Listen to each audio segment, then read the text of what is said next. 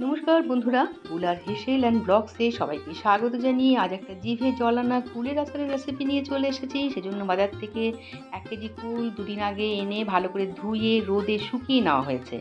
এবারে কুলগুলোকে আমি একটা কড়াইয়ের মধ্যে দিয়ে একটু সিদ্ধ করে নেব। সঙ্গে হাফ গ্লাস মতন জল দিয়ে আমি এটাকে ঢাকা দিয়ে প্রায় 5 মিনিট মতন কুলটাকে একটু সিদ্ধ করে নেব। আমার চ্যানেলে কিন্তু এর আগেও কুলের আচারের রেসিপি দেওয়া আছে, সেটা অবশ্যই তেল ছাড়া কুলের আচার কীভাবে করা হয় সেটা আমি দেখিয়েছি। দেখো 5 মিনিটের মধ্যে আমি মাঝখানে একবার এসে একটু উল্টিয়ে পাল্টিয়ে দিলাম কুলগুলোকে, যাতে করে ভালো করে সিদ্ধ হয়ে যায়। তারপরে কিন্তু আমাকে বানাতে হবে একটা আচারের মশলা। সেজন্য একটা ফ্রাইং প্যানে প্রায় 6-7টা শুকনো লঙ্কা একটু হালকা রোস্ট করে নেব। তারপর এর মধ্যে একে একে দিয়ে দেবো গোটা ধনে, এখানে আমি 1 টেবিল চামচ দিয়েছি, আর গোটা মৌরি দিয়েছি 1 চামচ, গোটা জিরে দিয়েছি 1 চামচ। এবার এগুলোকে একটু হালকা কয়েক সেকেন্ড ভালো করে রোস্ট করে নেব। তারপর এটাকে ঠান্ডা করে এটাকে একটা গুঁড়ো করতে হবে, কিন্তু একেবারেই ফাইন পাউডার হবে না, একটু দানা দানা যেন থাকে, যেটা মুখে পড়লে খেতে বেশি ভালো লাগবে। এই যে দেখো গুঁড়ো করে নিয়ে চলে এসেছি, একেবারেই কিন্তু ফাইন পাউডার হয়নি। এরকমভাবেই গুঁড়ো মশলা তৈরি করতে হয়। দিয়ে দিলাম এখানে আমি প্রায় 50 গ্রাম মতন পাকা তেঁতুল নিয়েছি, জলের মধ্যে ভিজিয়ে একটা কাঠ বার করে নেব। যদিও তেঁতুলটা একটু কালো দেখাচ্ছে, কিন্তু এটা খাবারই তেঁতুল, কোনো খারাপ তেঁতুল নয়। আর এর মধ্যে কোনো বীজও নেই, শুধুমাত্র তেঁতুলের কাঠটা আমি একটু ভালো করে বার করে একটু ছেঁকে নিচ্ছি। আর এই তেঁতুলটা কিন্তু এক্ষেত্রে আচারটাকে বেশি দিন সংরক্ষণ করতে সাহায্য করবে, আর এর মধ্যে একটা টক ঝাল ব্যাপার আসবে।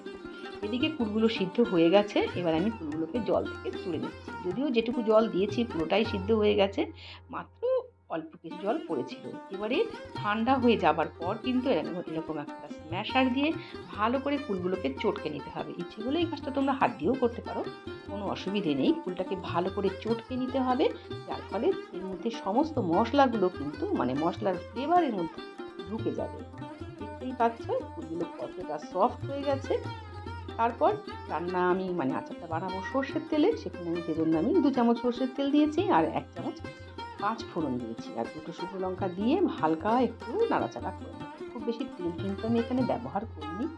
তারপর ফুলগুলোকে এর মধ্যে দিয়ে বেশ 1 থেকে 2 মিনিট মতন একটু ভালো করে নাড়াচাড়া করে নিতে হবে।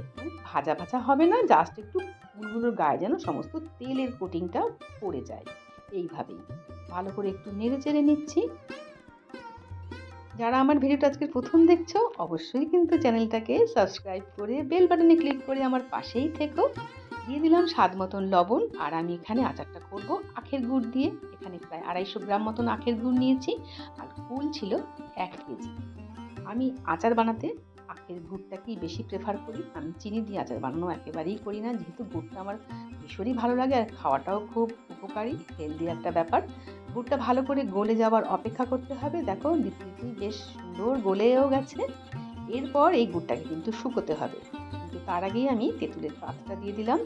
যেহেতু কুলটাও মিষ্টি আর গুড়ের জন্য একটা মিষ্টি ভাব আসবে, আর তেঁতুলটা দেওয়ার ফলে এটার টেস্ট অনেক গুণে বেড়ে যাবে। ভাজা মশলার গুঁড়োটা খুব ভালো করে কুলের সঙ্গে একেবারে মিশিয়ে নিতে হবে, আর বেশ কিছু সময় ধরে কিন্তু এই জিনিসটাকে পুরো শুকিয়ে ফেলতে হবে। আর এইটা ছেড়ে কিন্তু একেবারেই যাওয়া যাবে না, ক্রমাগত কুলটাকে নেড়ে যেতে হবে, গ্যাসের ফ্লেমকে লো টু মাঝারিতে রেখেই, যাতে করে এটা পুড়ে না যায়। তাহলে কিন্তু গুড়ের পোড়া গন্ধ আসবে, সেটা খেতে ভালো লাগবে না। এরপর এর মধ্যে দিয়ে দিচ্ছি আমি বিট লবণ। যে কোনো আচারে কিন্তু বিট লবণ দিতেই হয়, আর দিলে তার টেস্ট অনেক গুণে বেড়ে যায়। এবারে ভালো করে একটু শুকনো করে নিচ্ছি, যতটা পারবো শুকনো করে নেব। যেহেতু বেশি শুকনো করলে কিন্তু আবার খুব টাইট হয়ে যাবে, এক্ষেত্রে একটু নরম অবস্থায় কিন্তু নামাতে হবে। ঠান্ডা হয়ে গেলে কিন্তু এটা আরোই শক্ত হয়ে যাবে। আর এটার কালারটা দেখতে পাচ্ছ কতটা লোভনীয় হয়েছে। গ্যাসের ফ্লেমকে অফ করে দিয়ে আমি এর মধ্যে আরও কিছু ভাজা মশলা অ্যাড করব। একবার প্রথমে দিয়েছিলাম, আর একবার শেষে দিচ্ছি। মোটমাট এখানে 4 চামচ মতন ভাজা মশলা গুঁড়ো দিয়েছি, এতে করে গন্ধটা তো দারুণই আসবে। এরপর আর কিছুই না, এবার শুধু দেখার পালা আর চেখে দেখার পালা। এবারে নামিয়ে সার্ভ করো, বা ঠান্ডা হলে একেবারেই ঠান্ডা করে কাঁচের চারের বোতলে ভরে রাখবে। কোনো রকম মাঝে মধ্যে একটু রোদে দিলেই হবে, কোনো রকম খারাপ হওয়ার সম্ভাবনা নেই, যেহেতু এর মধ্যে তেঁতুল দেওয়া রয়েছে। ওপর থেকে এরকম একটু বিট লবণ আর একটু ভাজা মশলা গুঁড়ো ছড়িয়ে দিলেই একেবারে জিভে জল আনা কুলের আচার পুরো রেডি। ভালো লাগলে চ্যানেলটাকে সাবস্ক্রাইব করে বেল বাটনে ক্লিক করে পাশেই থেকো। আর যেতে যেতে ছোট্ট একটা লাইক কমেন্ট অবশ্যই করে যেও। আর এইরকমভাবে বোতলে ভরে রাখলে জানি না সেটা কতদিন থাকবে, 1 সপ্তাহের মধ্যেই শেষ হয়ে যাবে। সবাই ভালো থেকো, সাবধানে।